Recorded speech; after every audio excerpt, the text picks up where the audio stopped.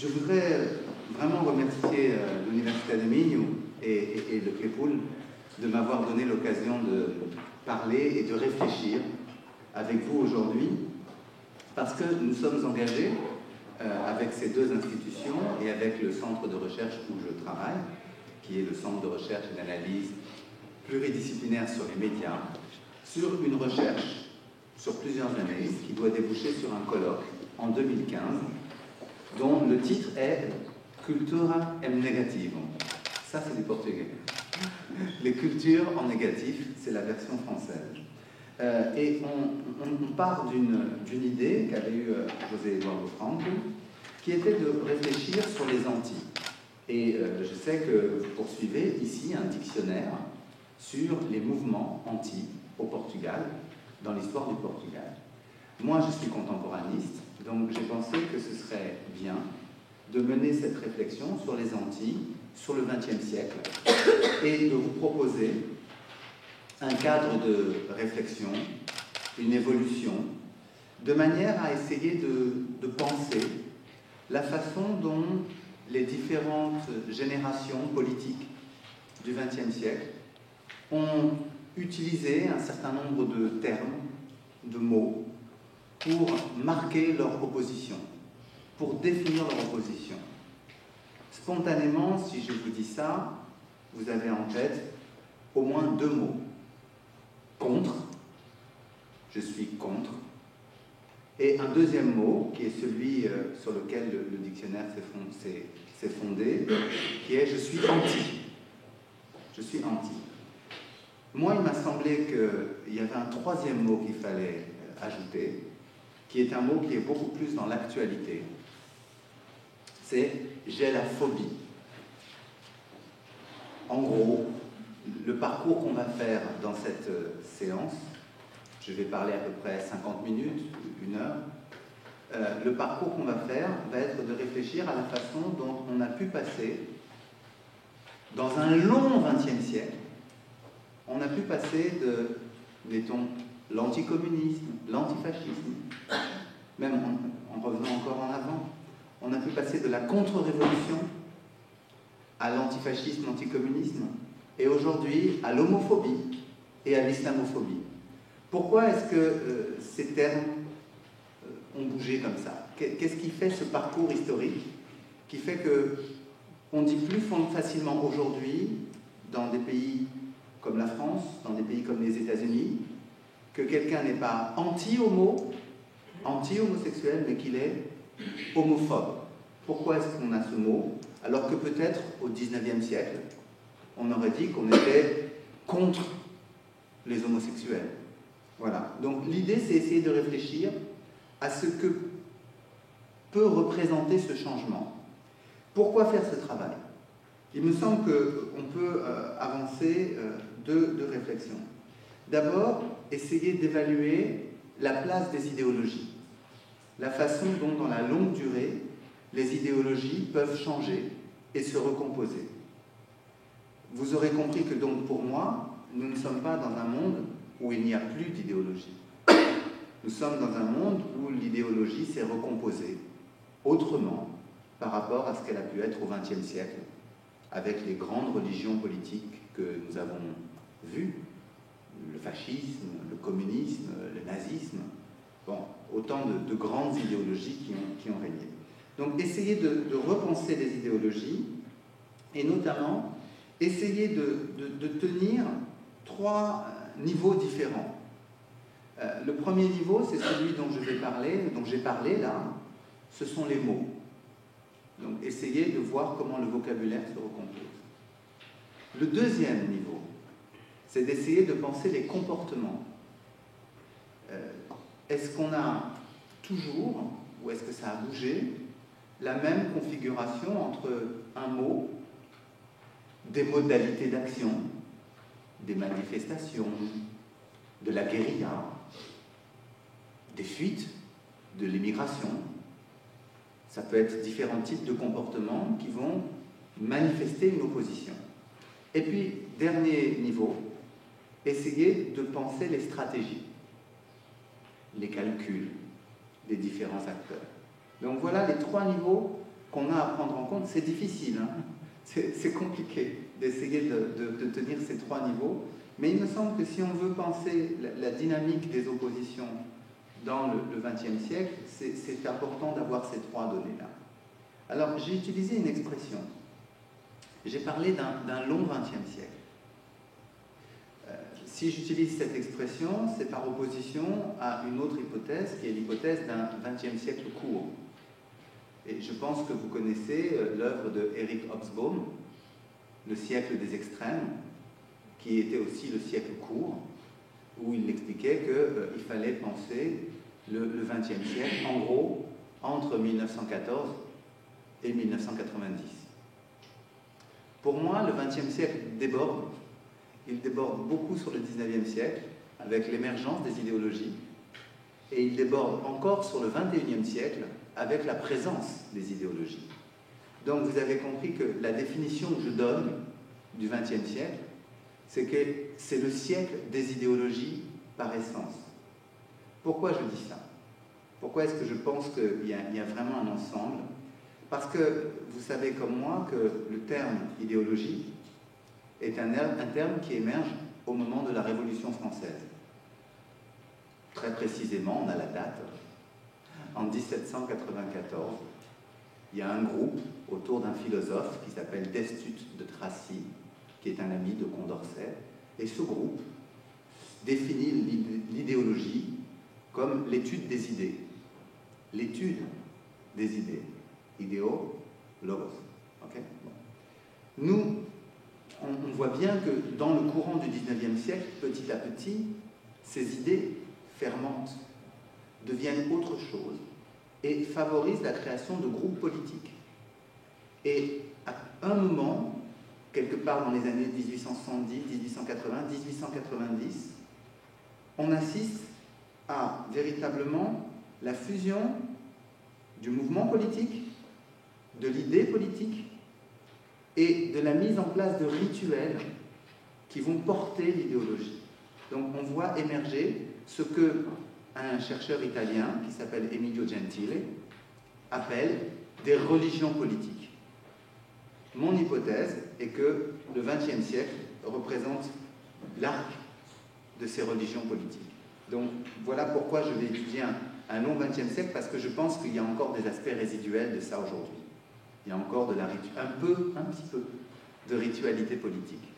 Okay? C'est ce qui explique que les comportements sont intéressants à étudier. Donc, je vais réfléchir sur ce long XXe siècle en ayant en tête trois mots qui vont me servir, vous avez le plan sous les yeux, à structurer ma réflexion. Le premier mot, c'est contre. Le deuxième, c'est anti.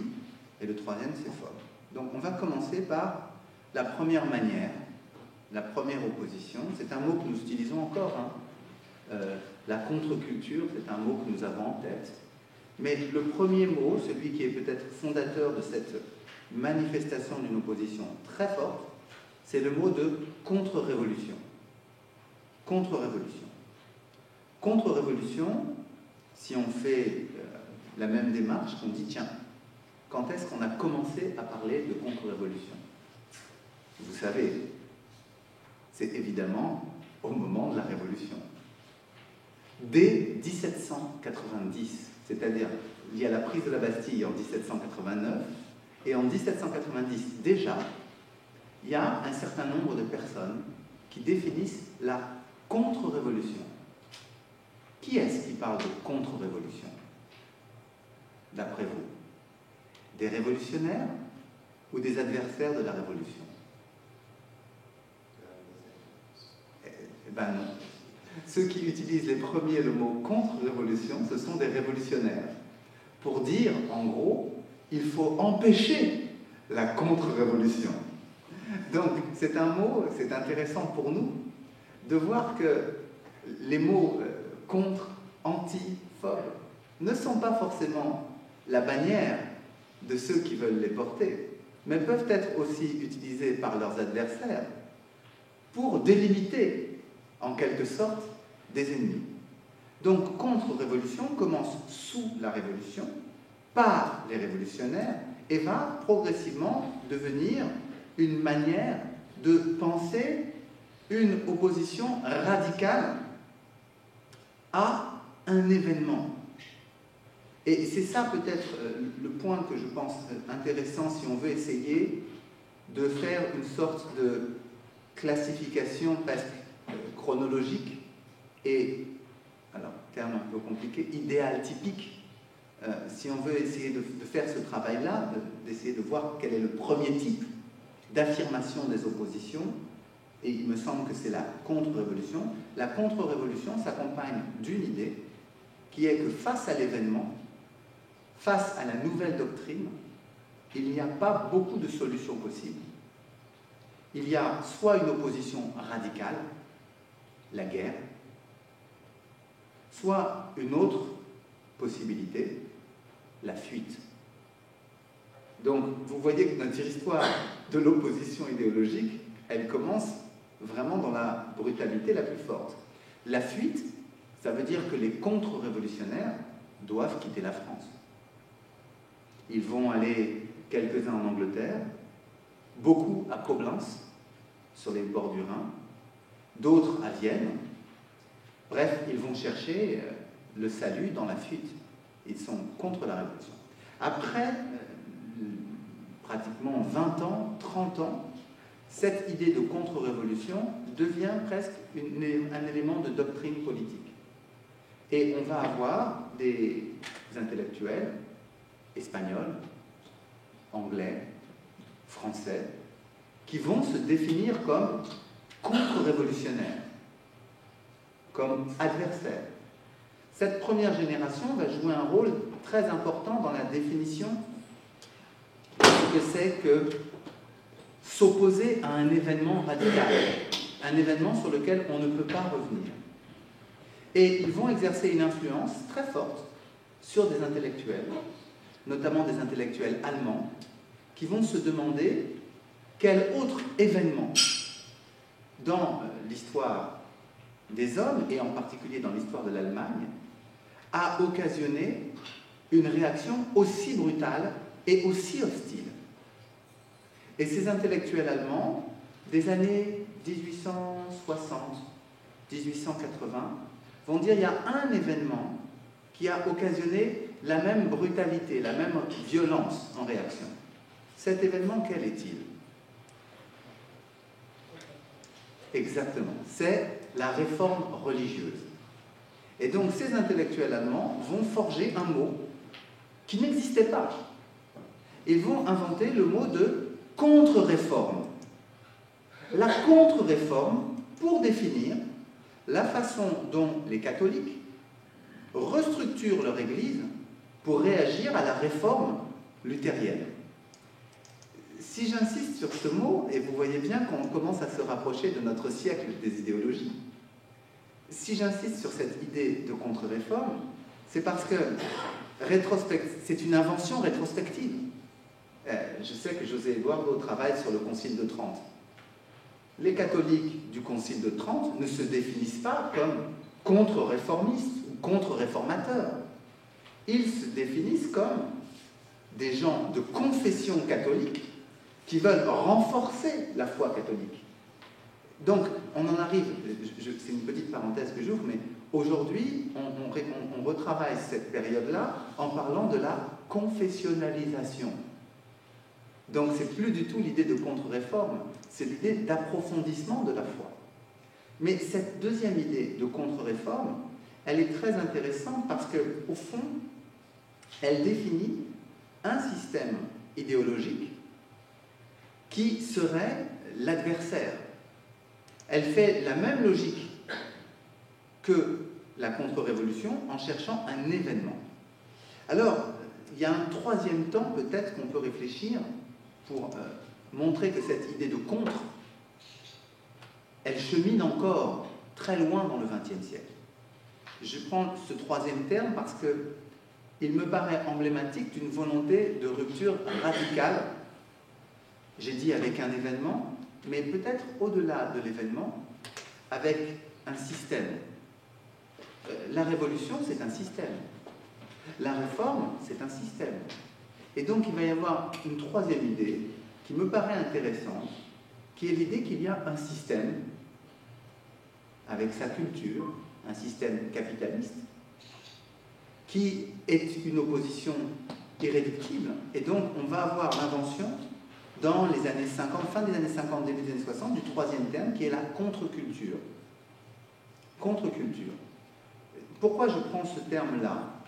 C'est parce que aussi bien la contre-révolution que la contre-réforme posent la question de l'impossible cohabitation.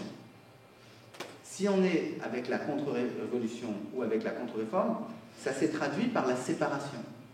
Eh bien, dans la logique de la contre-culture, il va y avoir la même logique de séparation. Alors, on ne fuit pas à l'étranger, c'est pas ça la question, mais ça va être une fuite intérieure. Ça va être ceux qui, comme Jacques Kerouac, vont partir sur les routes, ça va être ceux qui vont s'enfuir dans la drogue, ça va être ceux qui vont s'enfuir dans les petites communautés séparées, libertariennes, qui refusent de participer, voilà. Ça va être les communautés hippies qui refusent de participer au système capitaliste. Donc ça, c'est une première modalité qui, moi, me paraît extrêmement importante parce que, au fond, elle définit une opposition très forte à des événements et à un système. Donc ça met en place, ça met en route un certain type de comportement politique et ça induit un certain nombre de stratégies. Si on est contre, en réalité, on ne pourra pas passer de compromis. On ne pourra pas chercher une réparation. On ne pourra pas chercher une compensation. Donc cette première modalité-là, elle est extrêmement importante parce qu'elle est radicale et elle part d'un mot qui est un mot très simple. La deuxième modalité, sur laquelle je vais peut-être passer un peu plus de temps, c'est la modalité des anti.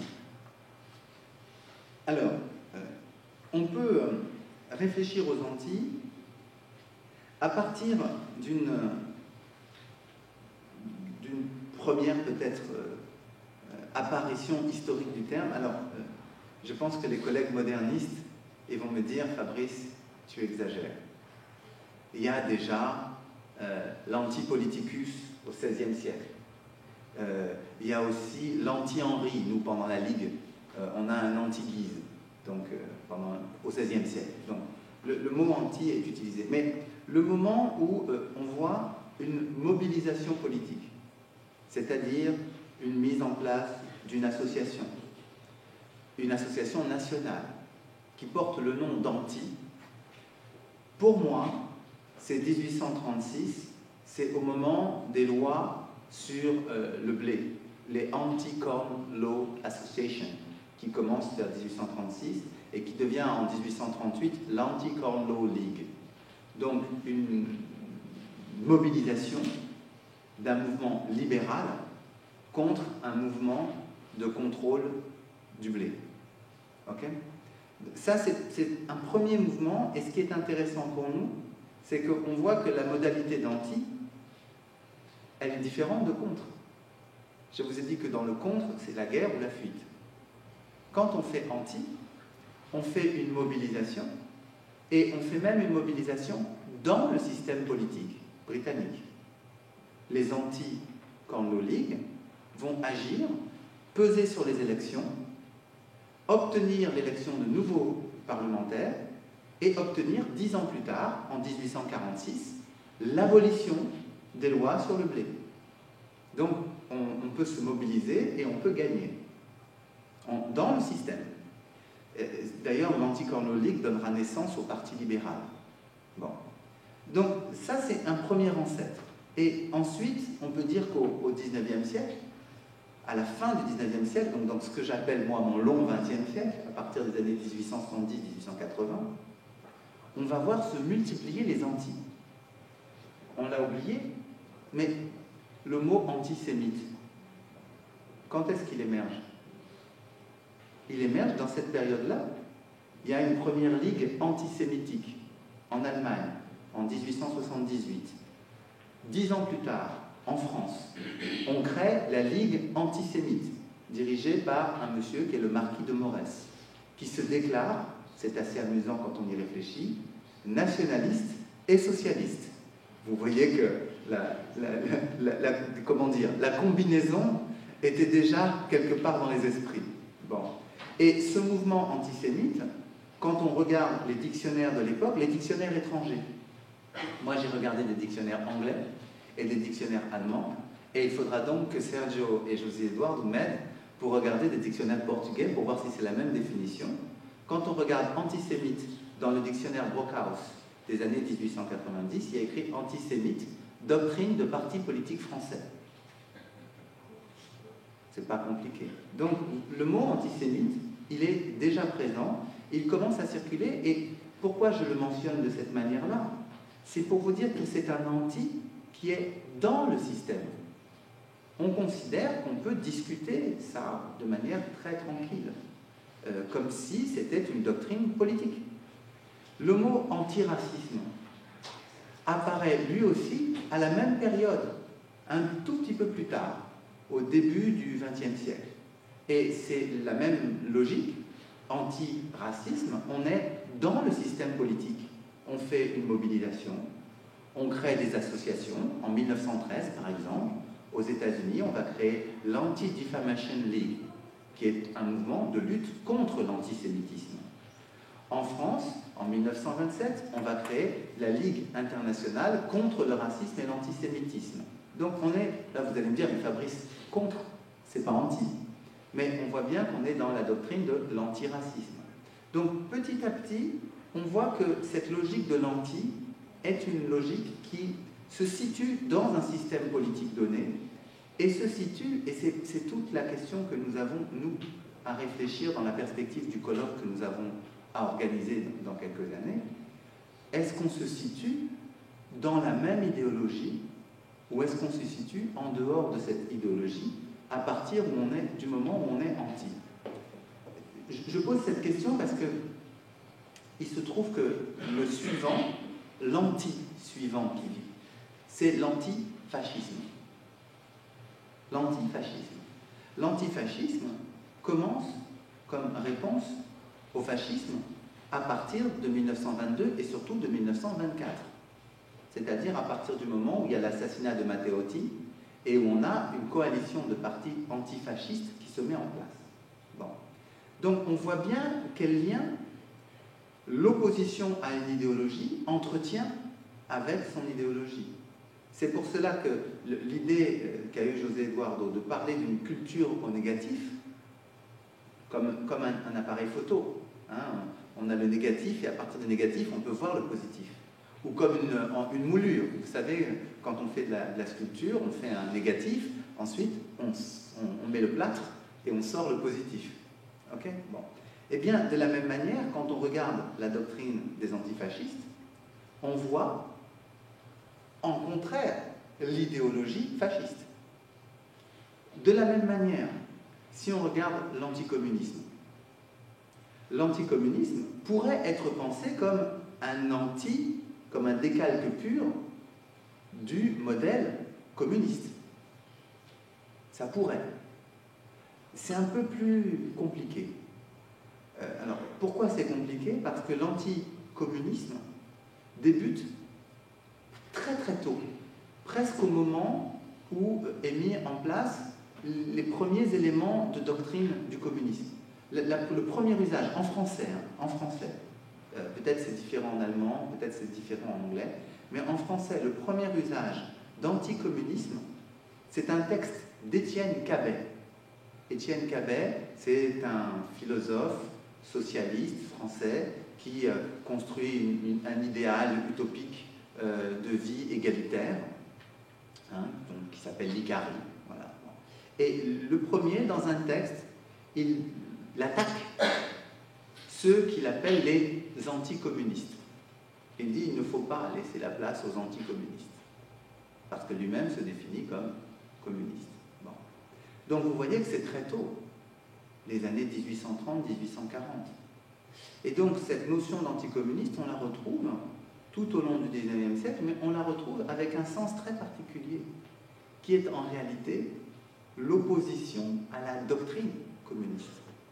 On n'est pas encore exactement dans la même logique que celle qu'il va y avoir dans les années 20 et les années 30, au moment où émerge ce qu'on peut considérer vraiment comme l'anticommunisme idéologique. L'anticommunisme idéologique, pourquoi j'utilise cette expression? Parce que je pense que certains d'entre vous ont peut-être lu le livre de François Furet qui s'appelle « Le passé d'une illusion ».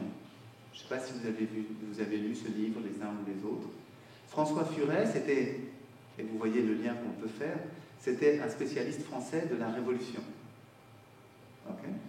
Et il s'est mis à travailler sur le communisme, et il a donné une définition intéressante du communisme en partant du principe que le communisme devient véritablement une idéologie à partir du moment où il accède au pouvoir.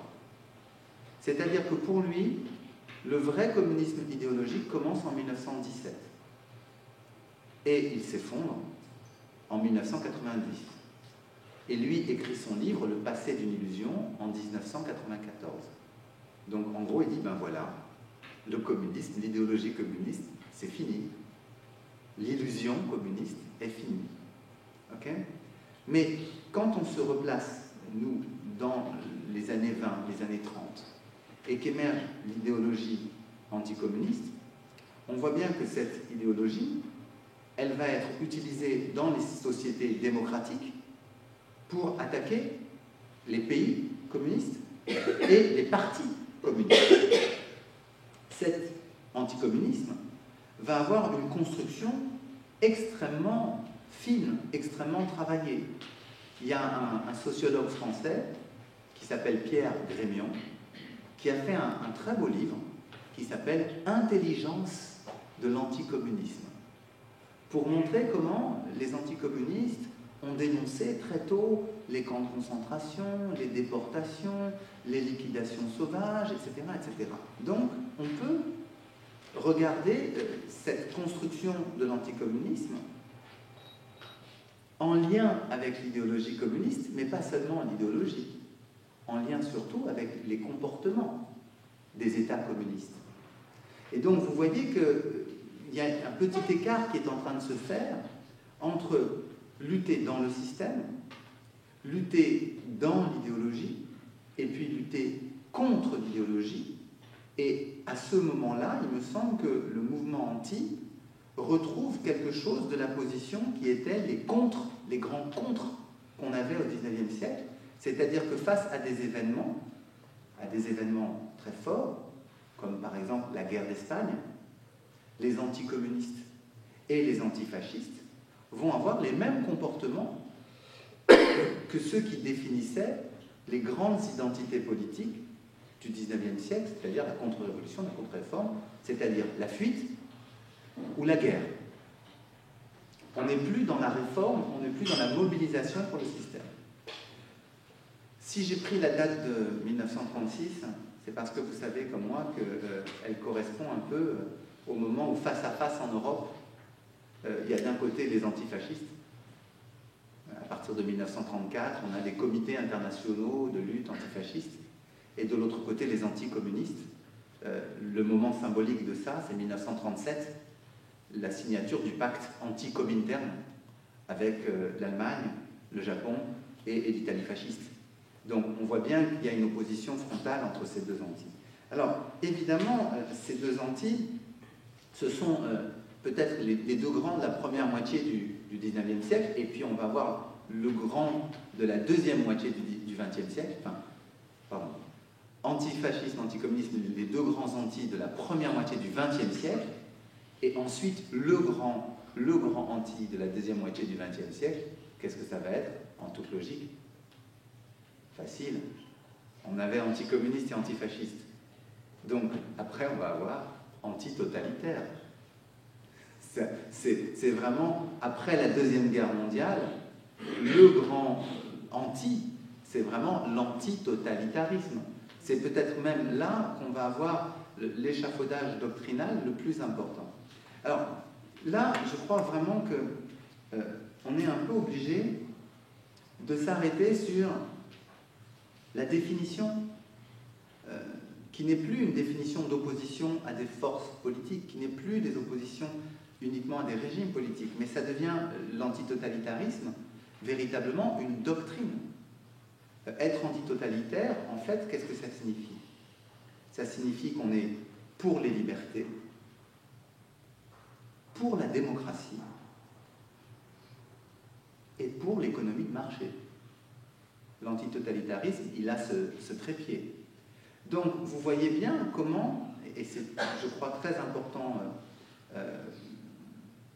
pour expliquer l'entreprise qui est la nôtre de travailler sur les Antilles, vous voyez bien comment, à un certain moment, se définir comme Antilles, exprimer une opposition, consiste aussi à produire un certain nombre d'idées et même, peut-être plus, des éléments de doctrine et de culture.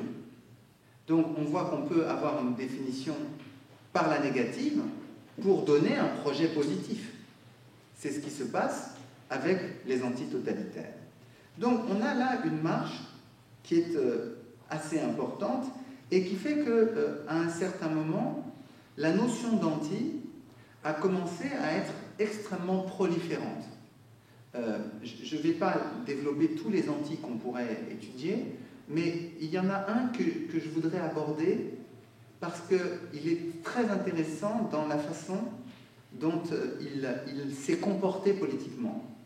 C'est le mouvement anti-abortiste, le mouvement contre l'avortement. Pourquoi il est très intéressant? Parce qu'il émerge de manière très politique comme un mouvement anti aux États-Unis. Je prends le cas américain, hein. Je ne prends pas tous les pays européens, on pourrait, ou l'Amérique latine, on pourrait discuter. Je prends le cas américain parce que, d'une certaine manière, ils ont peut-être le mieux réalisé la forme d'évolution que je signale entre une opposition et la mise en place d'une doctrine positive. Donc, ce mouvement anti-avortement, il émerge dans les années 60 et il va essayer d'empêcher, État par État, puis au niveau fédéral, la reconnaissance de l'avortement dans les États-Unis d'Amérique. Et au fond, le moment le plus fort de la mobilisation, c'est en 1973, quand il y a un arrêt de la Cour suprême qui autorise l'avortement pour les femmes aux États-Unis. À ce moment-là, l'association, qui existe depuis pratiquement 5 ans, va décider de mettre en avant une doctrine qui s'appelle la doctrine pro-life, pour la vie. Pourquoi est-ce qu'ils ont fait ce choix de s'appeler Association pro-life, Association pour la vie?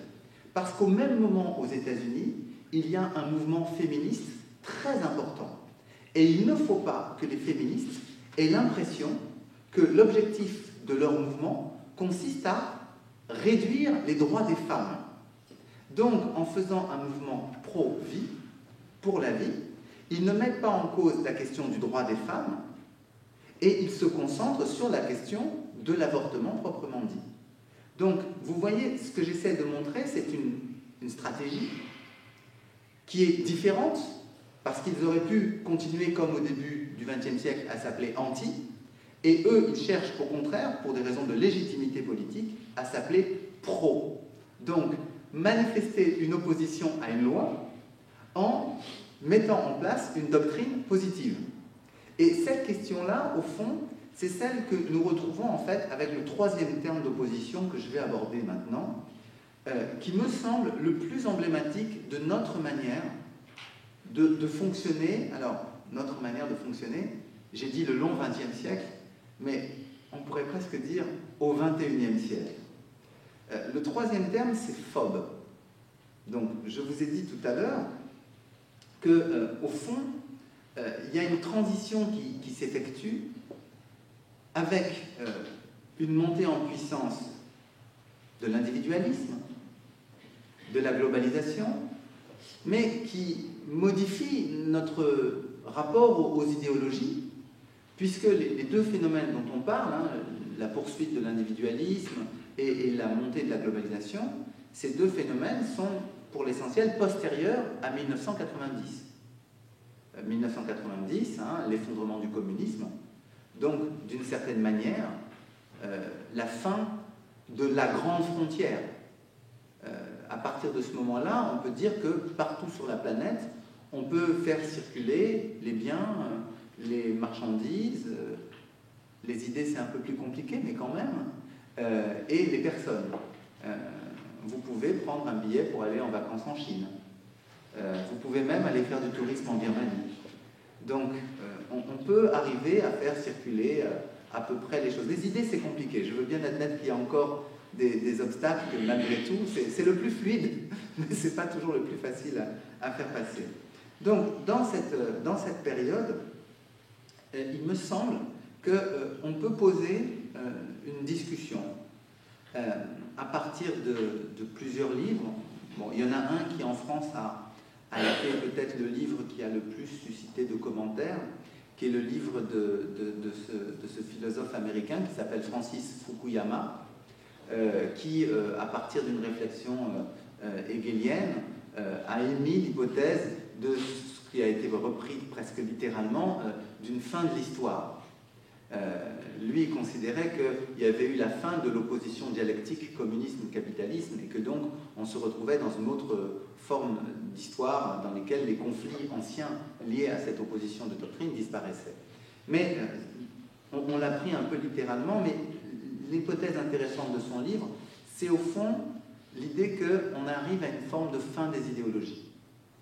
Et ça, c'est la question. Et moi, il me semble qu'au fond, ce n'est pas une fin des idéologies, c'est une recomposition. On a d'autres idéologies qui émergent, d'autres manières de ritualiser la politique qui se mettent en place. Donc, on ne peut pas dire que c'est la fin complète. Et d'ailleurs, on peut en parler. On ne peut pas dire que c'est la fin complète des religions politiques, puisque le débat que nous avons en Europe en ce moment porte justement sur les rapports entre religion et politique, autour de l'islam et autour de l'évolution des mœurs, puisque les deux phobes que je vais aborder ici, c'est islamophobe et c'est homophobe. Alors, ce qui m'a intéressé dans cette façon de parler et de poser l'opposition, c'est que les deux termes, en fait, sont beaucoup plus anciens que ce que je pensais. Par exemple, si on veut regarder le mot islamophobe, c'est un mot qui apparaît officiellement en 1997 dans le vocabulaire britannique, mais qui en réalité a commencé à être utilisé dès les années 20 en France. Un spécialiste de l'islam définissait les réactions épidermiques de ceux qui étaient contre l'islam comme une islamophobie. Et il y a eu dans les années 30 quelques textes, très peu de textes britanniques, qui ont utilisé le mot d'islamophobie. Donc vous voyez que c'est un mot beaucoup plus ancien que ce que je pensais, mais il est aujourd'hui devenu un mot courant dans le langage politique. Et je suis très frappé, dans le cas français, de voir que... alors, ce sont souvent les musulmans ou ceux qui sont contre les discriminations envers les musulmans qui utilisent ce mot. Ils n'utilisent pas l'idée de anti-islamique, mais ils utilisent le mot de islamophobe. À partir de l'idée qu'il y a des gens qui ont une peur irrationnelle de l'islam, qui voient en islam une menace et qui donc vont pratiquer des discriminations envers les musulmans. Ok ? Bon. Le deuxième mot qu'on trouve, c'est le mot de homophobe. Et c'est un mot aussi qui est beaucoup plus ancien que ce que je pensais, puisqu'il commence à apparaître dans les années, fin des années 60, début des années 70, chez un sociologue américain qui, en liaison avec des psychologues, montre qu'il y a des réactions psychologiques devant les comportements sexuels.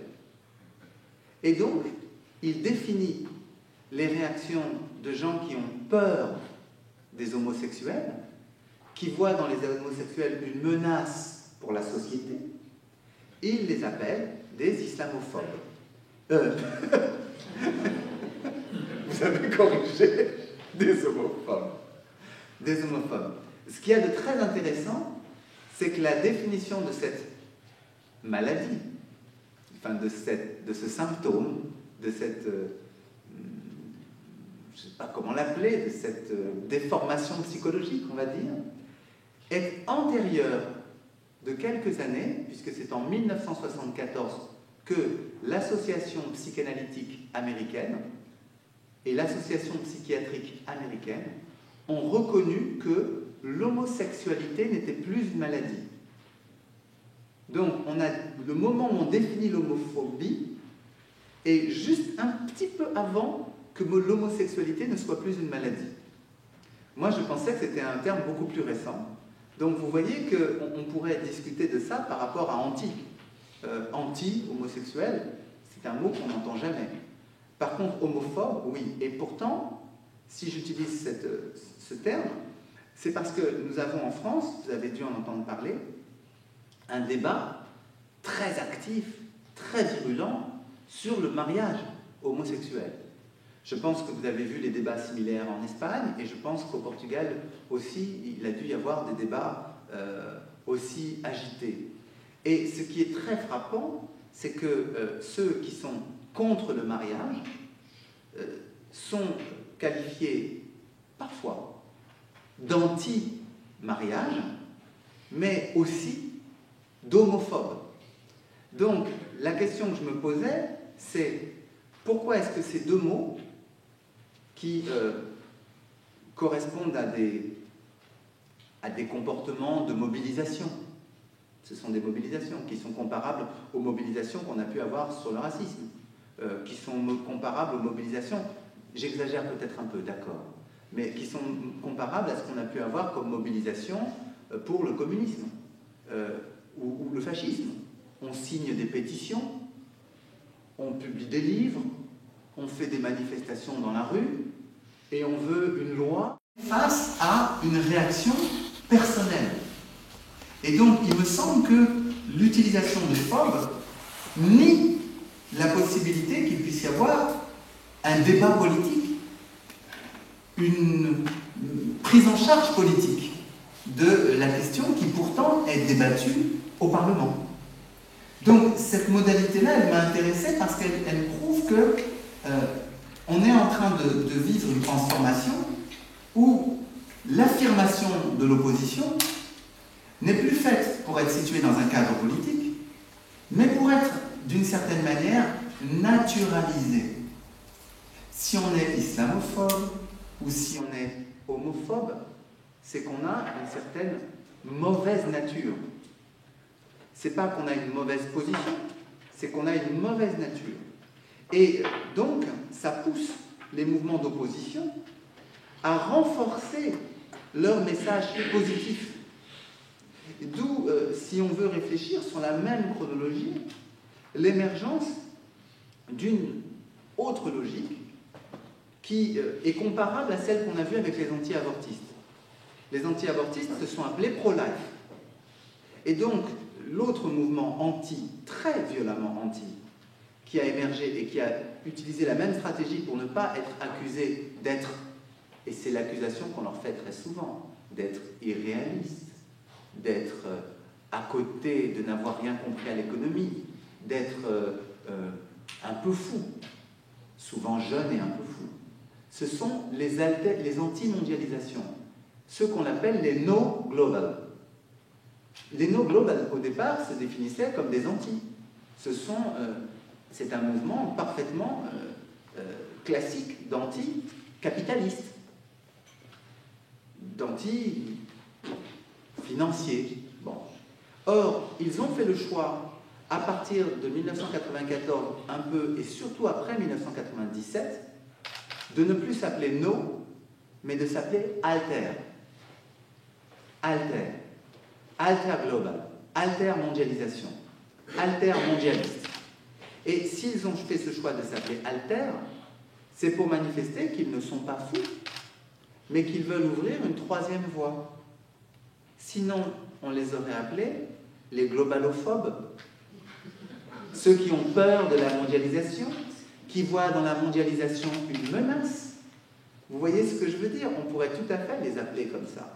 Donc, en faisant le choix de mettre une définition positive, ils essayent d'échapper à cela. Alors, je reviens sur le phobe, parce que le phobe me paraît particulièrement intéressant pour dire la difficulté à mener aujourd'hui une prise de position politique face à quelque chose qui est ressenti comme une menace. Et il faudra réfléchir à cela, je pense, dans le cas du mouvement écologiste. Le mouvement écologiste a lui aussi identifié un certain nombre de menaces et véhicule un certain nombre d'inquiétudes.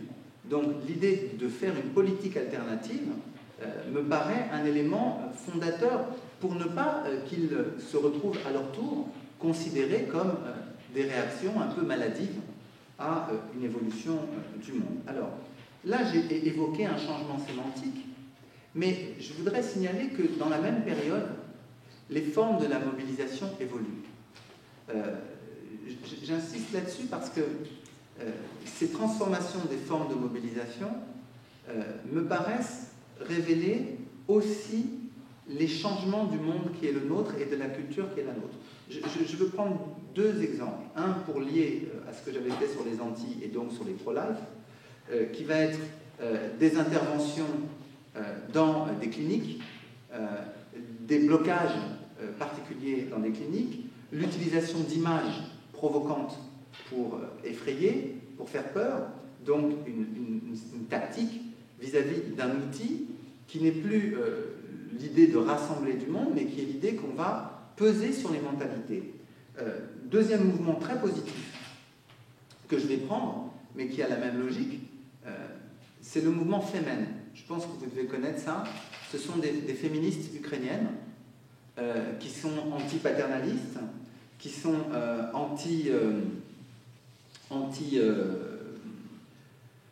anti-corruption,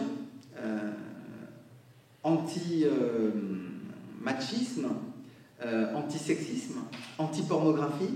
Et le mouvement Femen, qui a émergé en Ukraine, a utilisé, lui, une forme de mobilisation particulière, puisque vous savez qu'il défile en étant torse nu. Donc ce sont des femmes qui défilent torse nu. Donc, en gros, vous mettez 4 femmes avec les seins nus dans une rue de New York, dans une rue de Paris, dans une rue de Kiev ou dans une rue de Porto, et vous avez tout de suite une très forte médiatisation. Vous avez tout de suite des photographes qui viennent, et vous avez tout de suite les magazines qui reprennent, les télévisions qui filment, donc vous avez tout de suite une mobilisation de masse. Et si je mentionne ça, c'est parce qu'il me semble que le virage qu'on a, le fait qu'on soit sorti des anti et qu'on soit sorti des contre, est aussi lié au fait qu'on a aujourd'hui un rôle spécifique des médias qui modifie les formes des mobilisations politiques. D'où le petit tableau que j'ai essayé de vous proposer avant d'arriver à la conclusion, pour essayer peut-être de synthétiser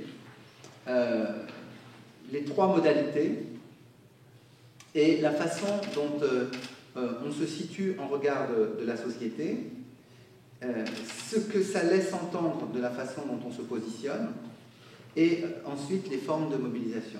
Donc, en gros, ce que j'ai voulu mettre, c'est contre. Je ne suis pas entièrement content de moi. Je ne suis pas entièrement content de moi. Parce que, pour contre, c'était un peu vague. Peut-être que j'aurais dû mettre davantage ça en lien avec l'hérédité, pour la contre-révolution en tout cas, hein, la question de l'héritage, de la tradition. Je pense qu'il y a quelque chose qui est à penser là-dessus. Mais bon, j'ai mis mouvement, c'est trop vague, je m'excuse. Pour anti, je pense que ça fonctionne bien avec la forme parti. Antifasciste, anticommuniste, se mariait très bien avec l'idée qu'il puisse y avoir des coalitions de partis, qu'il puisse y avoir des structures de partis qui produisent des tracts, qui produisent des affiches. Bon.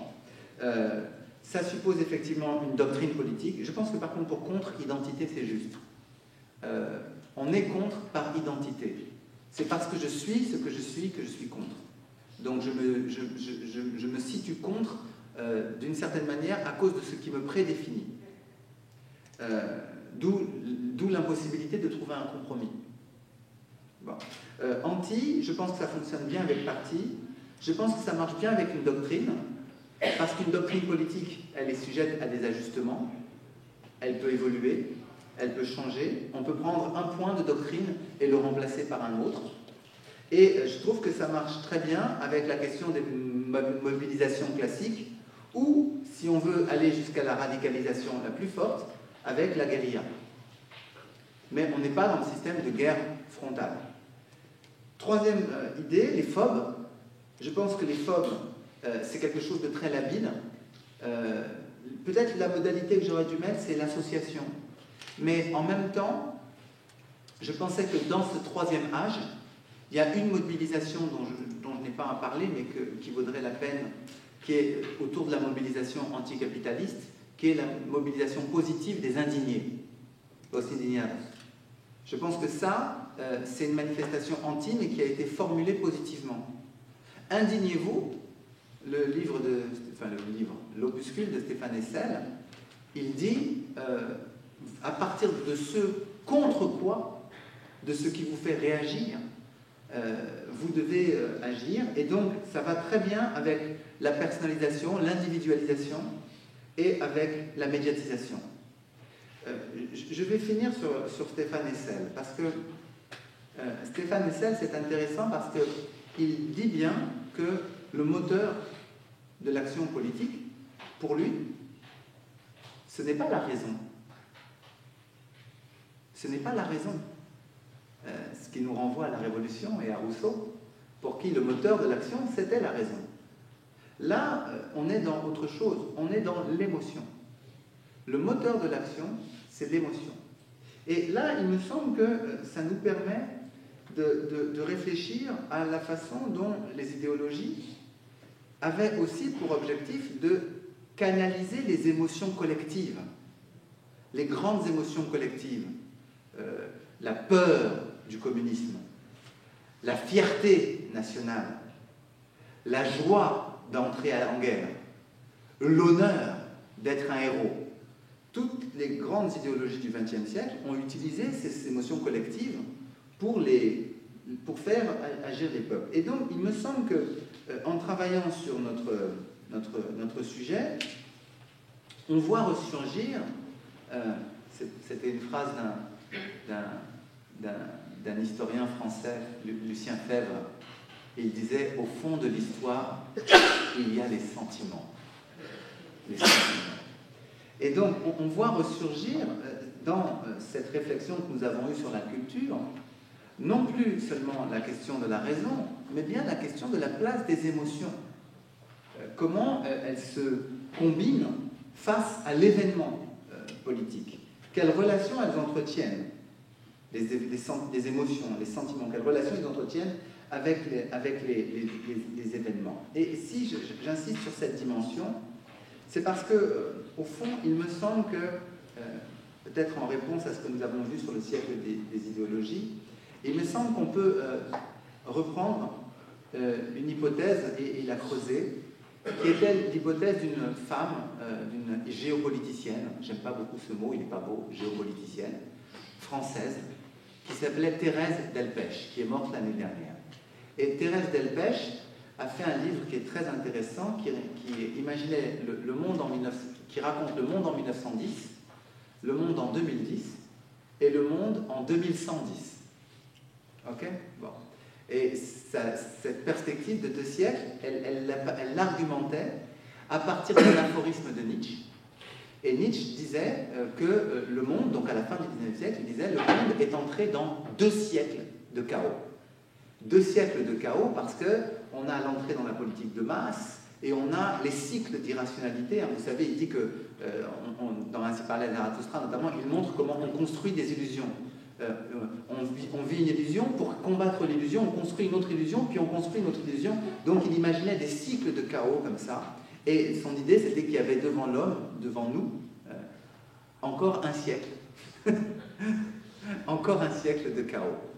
Donc, je me dis que ce type de réflexion que nous avons peut nous permettre d'essayer, sinon de limiter le chaos, du moins de comprendre sa dynamique. La deuxième chose, il me semble que, en réfléchissant comme ça, comme je l'ai fait, vue d'avion, de très haut, en regardant différents... J'ai été un peu un cosaque aujourd'hui.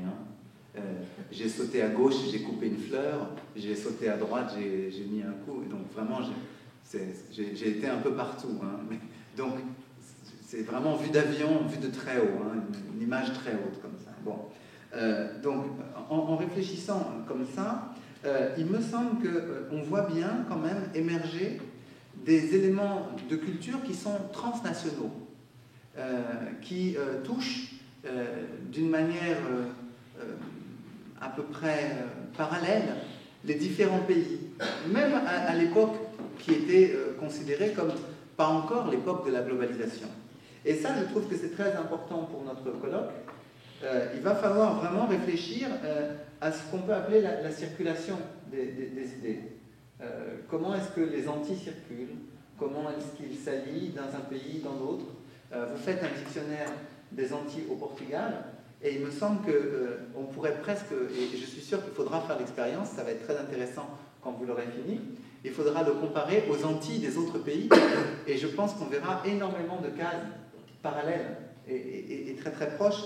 Donc il me semble que c'est un élément méthodologique qu'on doit prendre en compte, l'idée qu'il y a les points de passage, il y a les nœuds d'un pays à l'autre.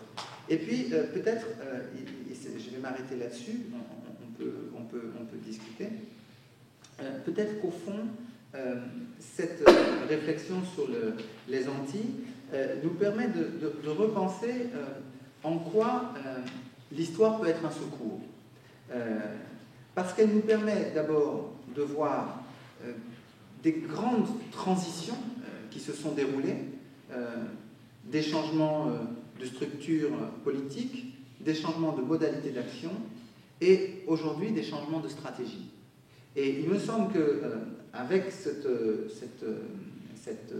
prise en compte des transformations et du temps, eh bien, on peut essayer, c'est toujours difficile, mais on peut essayer quand même d'anticiper, essayer de penser le prochain coup, voilà, comme aux échecs. Je m'arrête là-dessus. Merci.